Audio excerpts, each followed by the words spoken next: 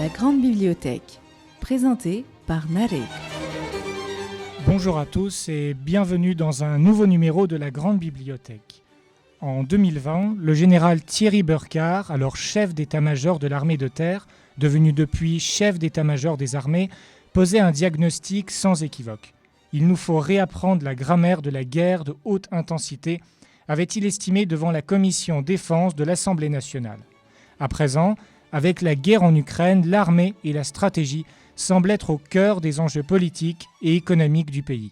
De fait, la France se classe 7e au rang des grandes puissances militaires du monde et demeure une grande puissance nucléaire dont l'influence se manifeste encore dans de nombreux théâtres d'opérations au Moyen-Orient, en Afrique subsaharienne ou à travers l'OTAN. Toutefois, l'armée française a-t-elle les moyens de ses ambitions ? Dès lors, peut-elle toujours jouer un rôle militaire ou diplomatique dans la guerre contre le terrorisme au Sahel et dans le Moyen-Orient, ou dans des crises comme russo-ukrainienne, arméno-azérie ou yéménite ? C'est pourquoi, afin de mieux comprendre la place de la France et d'une façon générale des Occidentaux dans les conflits géopolitiques et géostratégiques d'aujourd'hui et de demain, nous recevons le général Vincent Desportes. Bonjour, mon général. Bonjour. Vous êtes général de division, vous avez été attaché militaire auprès de l'ambassade de France aux États-Unis et directeur de l'école de guerre entre 2008 et 2011. Aujourd'hui, vous êtes conférencier international et enseignez la stratégie à Sciences Po et HEC. Vous publiez récemment « Visez le sommet pour réussir, devenez stratège » aux éditions de Noël. Alors pour commencer, selon un récent rapport parlementaire publié pendant la guerre en Ukraine, les armées françaises n'auraient pas les moyens de soutenir dans la durée une guerre conventionnelle de haute intensité. Par exemple, lors du conflit au Haut-Karabakh, 170 lance-roquettes ont été détruits quand la France n'en possède que 13. Alors comment voyez-vous l'état des armées françaises ? Et peut-on parler, comme le notent certains spécialistes, de recul stratégique ? Parler de recul stratégique est aller un peu vite en besogne. Par contre, l'armée française est caractérisée à la fois par son excellence et par ce que nous avons coutume d'appeler son manque d'épaisseur stratégique. Ça veut dire que l'armée française est excellente et elle est tout à fait remarquable. Elle l'a prouvé en Afghanistan et au Sahel, mais dans des batailles courtes et d'intensité non pas faible, parce que quand vous êtes sous le feu, c'est toujours de la haute intensité, mais des opérations de lutte contre le terrorisme. Elle ne serait évidemment pas capable de conduire la bataille que conduisent aujourd'hui, par exemple, les armées ukrainiennes. En parallèle, le retrait progressif des troupes françaises au Mali, dans le cadre de la guerre contre le terrorisme illustrée par les groupes armés de la région, laisse place aux puissances chinoises, russes ou turques. Dès lors, quel est selon vous le bilan de cette opération Barkhane dans le Sahel ? La France peut-elle toujours gagner des guerres dans un cadre aussi bien conventionnel qu'asymétrique ? Le problème de la France aujourd'hui, c'est qu'aucune puissance moyenne comme la France n'est capable à elle seule d'avoir un outil militaire suffisamment puissant et suffisamment dimensionné, couvrant toutes les menaces du spectre pour pouvoir elle-même, à elle seule, conduire une guerre dans la durée. C'est pour ça que les armées françaises doivent obligatoirement être intégrées à un niveau supérieur, à un niveau supranational. Aujourd'hui, la question se pose de savoir si le bon niveau ou le bon ensemble intégrateur, c'est l'OTAN, ou s'il doit être l'Europe. Et la guerre en Ukraine va évidemment apporter un certain nombre de réponses. En ce qui concerne votre première question, le bilan de l'engagement de la France au Sahel est positif. Ce qui n'a pas fonctionné, c'est, je rappelle qu'en 2013, l'opération Serval a été lancée avec un grand succès. Et ensuite, l'armée France n'a pas agi comme elle aurait agi il y a 40 ou 50 ans, en changeant le pouvoir en place à Bamako, en imposant ses vues, etc., parce que nous ne sommes plus dans ce temps-là. Donc la France a créé, par son intervention, a créé les conditions pour que le Mali reprenne en main son destin et en particulier règle les problèmes de tension entre le Nord et le Sud. La France a participé largement à la création du G5 Sahel, c'est-à-dire une organisation militaire regroupant les 5 principaux pays du Sahel, de manière à ce qu'elle puisse prendre le combat à son compte. La difficulté a été que le Mali n'a pas fait son travail politique et diplomatique et qu'au contraire, il a conduit 2 coups d'État. 2 coups d'État ont été conduits pendant le temps où la France était engagée là-bas. Le dernier coup d'État étant d'ailleurs poussé par les Russes qui ont conduit le Mali à rejeter la force française. Rappelons pourquoi la France était au Mali. Elle était au Mali parce qu'elle devait absolument réduire la menace qui était en train de grandir, non pas uniquement pour la France, mais pour l'Europe, dans l'adrar des Iforas, où les djihadistes étaient en train de créer des forces capables de conduire des attentats majeurs sur le sol européen. Il fallait donc qu'elle agisse, et elle l'a fait, et elle a détruit cette capacité de combat des djihadistes. Son deuxième objectif était de participer à la stabilisation du Sahel, parce qu'il est dans l'intérêt de tous, que ce soit le Sahel, les pays d'Afrique noire et l'Europe, que ce Sahel soit stabilisé et que l'économie progresse, ce qui suppose des conditions de stabilité sécuritaire importantes. Et donc, la France avait 2 objectifs stratégiques. 1, réduire au silence la force djihadiste. 2, stabiliser le Sahel. À partir du moment où le Mali rejette la force française, qui lui sert, qui travaille pour elle, de soldats français meurent pour les Maliens, eh bien, la France a changé ses objectifs stratégiques. Elle s'est regroupée au Burkina Faso et au Tchad essentiellement, et elle ne conduit plus au fond que son premier objectif stratégique, qui est d'empêcher la résurgence d'une menace djihadiste sérieuse au Sahel.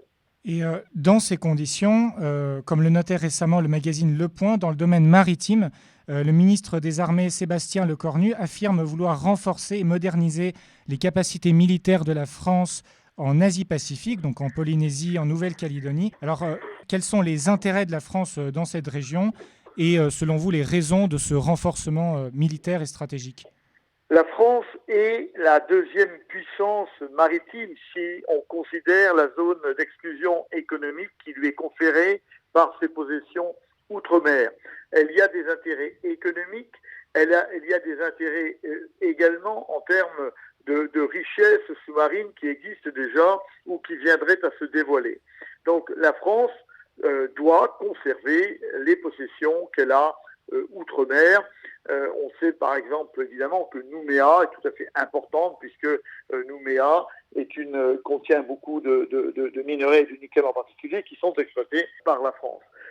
Aujourd'hui, la diminution des budgets depuis 1989 jusqu'à 2017 a été tellement importante que la France a perdu les navires qui lui étaient nécessaires pour assurer la sécurité de ses voies de communication et pour tout simplement assurer la sécurité de ses possessions. Et il est donc absolument indispensable de retrouver une marine à la hauteur des défis maritimes que la France a. Ça a toujours été une difficulté de la France, contrairement à la Grande-Bretagne. La France est à la fois une puissance maritime, ouverte sur 2 mers qui lui importent beaucoup, la Méditerranée et l'Atlantique, ayant des possessions dans le Pacifique, et elle est également une puissance terrestre, avec des milliers ou plus de 1000 kilomètres de frontières avec ses voisins. Elle doit donc, et c'est une difficulté pour elle, avoir à la fois des forces terrestres en mesure d'assurer sa sécurité au sol, et on voit bien combien ces forces sont absolument nécessaires, on le voit dans le conflit ukrainien, et en même temps, elle doit être une puissance navale. C'est pour ça qu'aujourd'hui, le président Macron l'a dit, nous devons passer en économie de guerre de manière à renforcer absolument nos moyens militaires devant les défis et les dangers qui montent à l'horizon. Dans ce sens, de quelle manière voyez-vous l'enlisement russe en Ukraine? Peut-on faire un parallèle avec les interventions américaines en Irak ou en Afghanistan, ce manque de considération de la culture du peuple que parfois on prétend soumettre? De fait, dans les 2 cas, il est question de ne pas considérer justement cette culture. Alors comment voyez-vous cette situation? Ce qui est là où les Américains ont péché, tant en Afghanistan et en Irak, c'est en considérant qu'ils pouvaient imposer à un peuple justement leur propre culture, leurs propres règles de droit et faire fi de l'histoire et de la culture propre de ces peuples. Vous avez raison, la Russie commet les mêmes erreurs. Elle ne pourra pas, sauf par la force, et ça ne pourra pas durer très longtemps, imposer sa propre culture à un peuple qui se crée tous les jours un peu plus, qui se cristallise tous les jours un peu plus dans la crise actuelle. Et donc il est clair que quand bien même la Russie arriverait à conquérir l'intégralité de l'Ukraine, ce qui à date est improbable, il lui serait extrêmement difficile de se maintenir. Les armes aujourd'hui n'ont plus le rendement politique qu'elles avaient il y a encore quelques décennies ou presque un siècle. On ne peut pas attendre des armes aujourd'hui la réalisation d'une conquête territoriale contre le droit et contre la culture des peuples. Et pendant ce temps, dans le Caucase, le conflit arméno-azéri perdure par une lente avancée azérie dans les villages du Haut-Karabakh et autour, avec une opposition arménienne au pouvoir en place. Donc, quel regard portez-vous sur ce conflit ? Selon vous, la France peut-elle régler le conflit d'un point de vue diplomatique, voire militaire ? Et l'Arménie peut-elle se réarmer seule au regard de son unique allié, la Russie ? Vous avez raison de parler de ces conflits qui sont passés un peu sous les radars à cause du conflit ukrainien et qui continuent à être menés par des puissances agressives vis-à-vis d'autres pays. La Russie est aujourd'hui évidemment dans une position assez difficile puisqu'elle est elle-même l'agresseur barbare très net d'un pays qui n'avait aucune raison d'être agressé. Donc on voit donc que la position russe est difficile. En ce qui concerne cette guerre, je pense qu'on va rentrer dans des mêmes difficultés que les difficultés actuelles. On ne peut pas imposer à un peuple une autre culture, on ne peut plus espérer conquérir. Est-ce que la France peut aider militairement l'Arménie ? Très probablement pas. D'abord, la France n'a pas de troupes à déployer, évidemment. Quant à son effort d'armement, aujourd'hui, il est totalement concentré sur l'Ukraine et je ne vois pas très bien, mais je me trompe peut-être, comment la France pourrait intervenir dans ce conflit autrement que diplomatiquement. Et en parlant d'intervention française à l'étranger, certains journaux comme Le Figaro affirment que la France est prête à intervenir militairement en Ukraine, notamment pour débloquer le port d'Odessa par une opération. Alors doit-on s'attendre à une présence française militaire en Ukraine ? Alors, la France n'est évidemment pas prête à mener une opération navale pour débloquer le port d'Odessa. Si cette affaire-là se fait, ce serait l'OTAN qui s'en occuperait, auquel cas on rentre dans une guerre qui devient une guerre mondiale et le problème, évidemment une guerre nucléaire, le problème est complètement différent. Ce qui n'est pas impossible, c'est que si un accord est trouvé entre la Russie et l'Ukraine, la France peut participer à l'accompagnement des convois de navires marchands chargés de ramener le blé ukrainien vers la Méditerranée. Ça, c'est quelque chose qui est possible. Mais c'est une manœuvre qui ne peut absolument pas se faire en force. Et donc, cela suppose d'abord un accord entre l'Ukraine et la Russie, accord qui, hélas, n'est pas prêt d'être trouvé. Et pour conclure, comment la France ou d'autres États peuvent, au XXIe siècle, s'imposer dans le cadre d'un rapport de force s'inscrivant dans la durée ? Pour faire simple, d'une façon générale, comment gagner une guerre au XXIe siècle, puisque l'on voit de nombreux revers américains ces 40 dernières années et également occidentaux. La première règle, d'abord, c'est que la notion de victoire est une notion du 19e, peut-être du 20e siècle, mais sûrement pas du 21e siècle. On ne peut pas. La victoire militaire n'a aujourd'hui pas de sens parce qu'elle ne produit pas de victoire politique. On l'a vu et vous l'avez répété dans les différents conflits livrés et menés et dirigés par les Américains, l'Irak et l'Afghanistan en particulier, mais d'autres, parce que les guerres de décolonisation sont un peu la même chose. Donc aujourd'hui, on ne peut pas gagner la guerre. Et le premier conseil est évidemment de ne jamais s'engager dans une guerre, sauf si elle est imposée. À ce titre, il était parfaitement normal que la France aille s'engager au Mali, il l'était beaucoup moins qu'elle aille s'engager en Libye, puisqu'on a vu justement les conséquences de cette guerre qui n'était pas nécessaire.